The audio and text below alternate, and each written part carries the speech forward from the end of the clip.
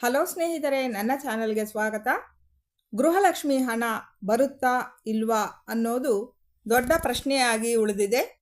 ಹಣ ಬರುತ್ತೆ ಬರುತ್ತೆ ಅಂತ ಕಾಯ್ತಾ ಇರೋ ಗೃಹಲಕ್ಷ್ಮಿಯರಿಗೆ ತುಂಬಾ ನಿರಾಸೆ ಆಗಿದೆ. ಇನ್ನು ನೀವು ಯಾವುದೇ ಕಾರಣಕ್ಕೂ ಈ ಕೆಲಸ ಮಾತ್ರ ಮಾಡಕ್ಕೆ ಹೋಗಬೇಡಿ ಸ್ನೇಹಿತರೆ. ಅದು ಏನು ಅನ್ನೋದನ್ನು ಈ ವಿಡಿಯೋನಲ್ಲಿ ನೋಡೋಣ. ಅದಕ್ಕೂ ಮುಂಚೆ ನನ್ನ ಚಾನಲ್ನ ಸಬ್ಸ್ಕ್ರೈಬ್ ಮಾಡಿಕೊಂಡು ಎಲ್ಲೂ ಸ್ಕಿಪ್ ಮಾಡದೆ ಪೂರ್ತಿ ವಿಡಿಯೋನ ನೋಡಿ. ಸಚಿವ ಲಕ್ಷ್ಮೀ ಹೆಬ್ಬಾಳ್ಕರ್ನವರು ಗೃಹಲಕ್ಷ್ಮಿ ಹಣ ಜೂನ್ 30ಕ್ಕೆ ಬರುತ್ತೆ ಅಂತ ಹೇಳಿದರು. ಆಮೇಲೆ ಜುಲೈ 15 ಒಳಗಡೆ ಎಲ್ಲ ಮಹಿಳೆಯರ ಖಾತೆಗೆ ಬರುತ್ತೆ ಅಂತ ಹೇಳಿದರು. ಆದರೆ ಹಣ ಬಂದಿಲ್ಲ ಅಂತ ಮಹಿಳೆಯರು ತಮ್ಮ ಆಕ್ರೋಶವನ್ನು ವ್ಯಕ್ತಪಡಿಸ್ತಾ ಇದ್ದಾರೆ. ಕೆಲವು ಮಹಿಳೆಯರಿಗೆ ಮಾತ್ರ ಈ ಹಣ ಸೇರಿದೆ ಅಂತ ಗೊತ್ತಾಗ್ತಾ ಇದೆ. ಆದರೆ ಉಳಿದ ಯಾರಿಗೂ ಈ ಹಣ ಬಂದಿಲ್ಲ ಸ್ನೇಹಿತರೆ. ದುಡ್ಡು ಹಾಕ್ತೀವಿ ಅಂತ ಹೇಳಿದ ಸರ್ಕಾರ ಯಾಕೆ ದುಡ್ಡು ಹಾಕಿಲ್ಲ ಅಂತ ಪ್ರಶ್ನೆ ಮಾಡ್ತಾ ಇದ್ದಾರೆ ಜನ. ಇದೀಗ BPL ರೇಷನ್ ಕಾರ್ಡ್ಗೆ ಹೊಸ ರೂಲ್ಸ್ ಅನ್ನು ತಗೊಂಡು ಬಂದು ಅನೇಕ ಜನರ BPL ಕಾರ್ಡುಗಳನ್ನು ರದ್ದು ಮಾಡಿದ್ದಾರೆ. ಗೃಹಲಕ್ಷ್ಮಿ ಯೋಜನೆ ಅಡಿ ಅರ್ಜಿ ಹಾಕಬೇಕಾದ್ರೆ GST ಫೈಲ್ದಾರರು, IT ಪೇ ಮಾಡೋರು ಮಾತ್ರ ಅರ್ಹರಲ್ಲ ಅಂತ ಹೇಳಿತ್ತು. ಆದರೆ ಇದೀಗ ಹೊಸ ರೂಲ್ಸ್ ತಗೊಂಡ್ಬಂದು ಅನೇಕ ಜನರ BPL ಕಾರ್ಡು ರದ್ದು ಮಾಡಿದೆ ಸರ್ಕಾರ. ಈ BPL ಕಾರ್ಡ್ ರದ್ದಾಗಿರೋದ್ರಿಂದ ಅನೇಕ ಉಪಯೋಗಗಳನ್ನು ರೇಷನ್ ಕಾರ್ಡಿಂದ ಪಡ್ಕೊಳ್ತಾ ಇರೋ ಜನಕ್ಕೆ ತೊಂದರೆ ಆಗಿದೆ. ವಾರ್ಷಿಕ ಆದಾಯ 1,20,000ಕ್ಕಿಂತ ಅಧಿಕ ಇದ್ದರೆ ಅಂಥವರ ರೇಷನ್ ಕಾರ್ಡ್ಸು ರದ್ದು ಮಾಡ್ತಾ ಇದೆ. ಅಷ್ಟು ಹಣ ವರ್ಷಕ್ಕೆ ಸಂಪಾದನೆ ಮಾಡಿಲ್ಲ ಅಂದರೆ ಜೀವನ ಮಾಡೋದು ಹೇಗೆ? ಅದಕ್ಕಿಂತ ಹೆಚ್ಚಿನ ಹಣನೇ ಬೇಕಾಗುತ್ತೆ.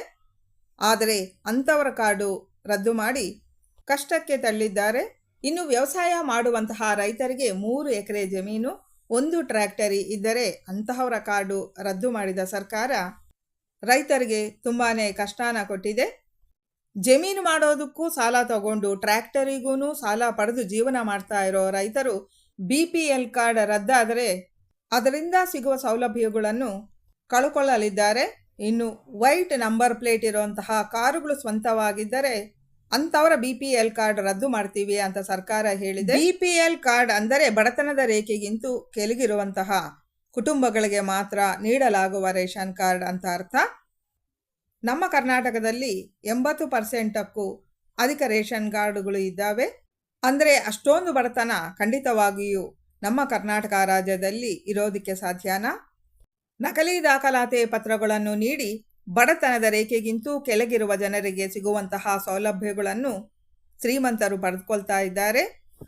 ಬಡವರಿಗೆ ಮಾತ್ರನೇ ಹಣ ಖರ್ಚು ಮಾಡಬೇಕು ಅಂತ ಇದ್ದ ಸರ್ಕಾರ ಶ್ರೀಮಂತರ ಅಂತಹ ಕುಟುಂಬಗಳ BPL ಕಾರ್ಡನ್ನು ರದ್ದು ಮಾಡ್ತಾ ಇದೆ. ಇನ್ನೊಂದು ಖುಷಿ ವಿಷಯ ಏನು ಅಂದರೆ ಹಳ್ಳಿಯಲ್ಲಿ ಬೈಕ್ ಅಥವಾ ಜೀವನೋಪಾಯಕ್ಕಾಗಿ ಇಟ್ಕೊಂಡಿರುವಂತಹ ಕಾರನ್ನು ಹೊಂದಿರುವವರು, ಅಂದರೆ ಎಲ್ಲೋ ಬೋರ್ಡ್ ಕಾರನ್ನು ಹೊಂದಿರುವವರು ಯಾವುದೇ ರೀತಿ ತಲೆ ಕೆಡಿಸ್ಕೋಬೇಕಾಗಿ ಇಲ್ಲ. ನಿಮ್ಮ BPL ರೇಷನ್ ಕಾರ್ಡನ್ನು ಸರ್ಕಾರವು ಕ್ಯಾನ್ಸಲ್ ಮಾಡೋದಿಲ್ಲ. ಹಾಗಾಗಿ ನೀವು ತಲೆ ಕೆಡಿಸ್ಕೋಬೇಕಾಗಿರೋದು ಏನೂ ಇಲ್ಲ ಅಂತ ಸರ್ಕಾರ ಹೇಳಿದೆ. ಇನ್ನು ಎಲ್ಲದಕ್ಕಿಂತ ಮುಖ್ಯವಾಗಿ ಗೃಹಲಕ್ಷ್ಮಿ ಹಣ ಯಾಕೆ ಬಿಡುಗಡೆ ಮಾಡಿಲ್ಲ ಅನ್ನೋದು.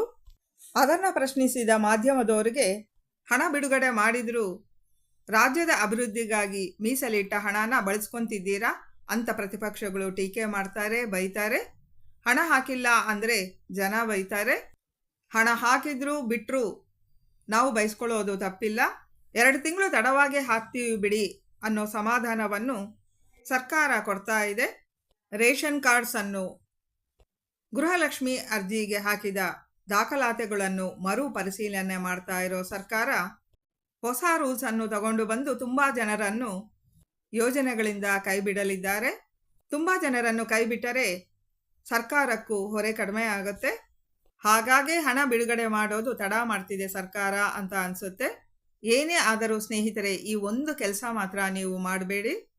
ಗೃಹಲಕ್ಷ್ಮಿ ಹಣ ಪ್ರತಿ ತಿಂಗಳು ಅಂದರೆ 10 ತಿಂಗಳು ಕರೆಕ್ಟಾಗಿ ಎಲ್ಲ ಮಹಿಳೆಯರಿಗೂ ಬಂದಿತ್ತು. ಅನ್ನಭಾಗ್ಯ ಯೋಜನೆ ಅಡಿಯೂ ಹಣನ ತಗೊಂಡಿದ್ದೀರಾ.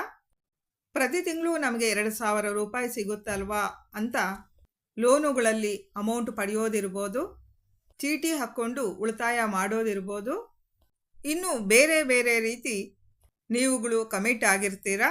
ಇನ್ನೂ ಕೆಲವು ಜನ ಮಹಿಳೆಯರು ಮೊಬೈಲ್ನಲ್ಲೇ ಯೋಜನೆಗಳು ಮತ್ತಿತರ ವಿಷಯಗಳು ತಿಳ್ಕೋಬೋದು ಅಂತ ಕಾಸ್ಟ್ಲಿ ಫೋನ್ಸ್ನೇ ಪರ್ಚೇಸ್ ಮಾಡಿದ್ದಾರಂತೆ. ಹೇಗೂ ತಿಂಗಳ ದುಡ್ಡು ಬರ್ತಾ ಇದೆ, ಕಟ್ಟಿದರೆ ಆಯಿತು ಅಂತ ಲೋನುಗಳಲ್ಲಿ ಫೋನ್ ಇರ್ಬೋದು ಅಥವಾ ಯಾವುದೇ ವಸ್ತು ಇರ್ಬೋದು, ಖರೀದಿ ಮಾಡ್ಕೊಂಡಿರ್ತೀರಾ. ಆದರೆ ಇದೀಗ ಗೃಹಲಕ್ಷ್ಮಿ ಯೋಜನೆ ಅಡಿ ಹಣ ಬರ್ತಾ ಇಲ್ಲ.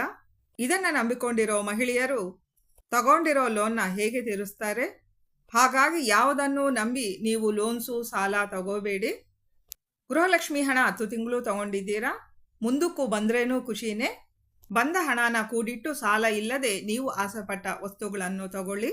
ಆದರೆ ಯೋಜನೆಗಳು ನಂಬಿ ಸಾಲ ಮಾಡಿ ಕಷ್ಟಗಳಿಗೆ ಗುರಿಯಾಗಬೇಡಿ. ಗೃಹಲಕ್ಷ್ಮಿ ಹಣ ಸರ್ಕಾರ ನಾವು ಈ ಡೇಟ್ಗೆ ಕೊಡ್ತೀವಿ, ಆ ಡೇಟ್ಗೆ ಕೊಡ್ತೀವಿ ಅಂತ ಹೇಳಿದ್ದನ್ನು ನಂಬಿಕೊಂಡು ಇರೋದು ಬಿಟ್ಟು ಬೇರೆ ದಾರಿ ಇಲ್ಲ. ಎಲ್ಲರಿಗೂ ಗೃಹಲಕ್ಷ್ಮಿ ಹಣ ಸಿಗಬೇಕು ಅನ್ನೋದೇ ನಮ್ಮ ಆಸೆ. ಕಾದು ನೋಡೋಣ ಮುಂದೆ ಸರ್ಕಾರ ಏನು ಮಾಡುತ್ತೆ ಅಂತ. ಹಣ ಬಂದಿದೆ ಬಂದಿಲ್ಲ ಅನ್ನೋದನ್ನು ದಯವಿಟ್ಟು ಕಮೆಂಟಲ್ಲಿ ತಿಳಿಸಿ. ಧನ್ಯವಾದಗಳು ಸ್ನೇಹಿತರೆ.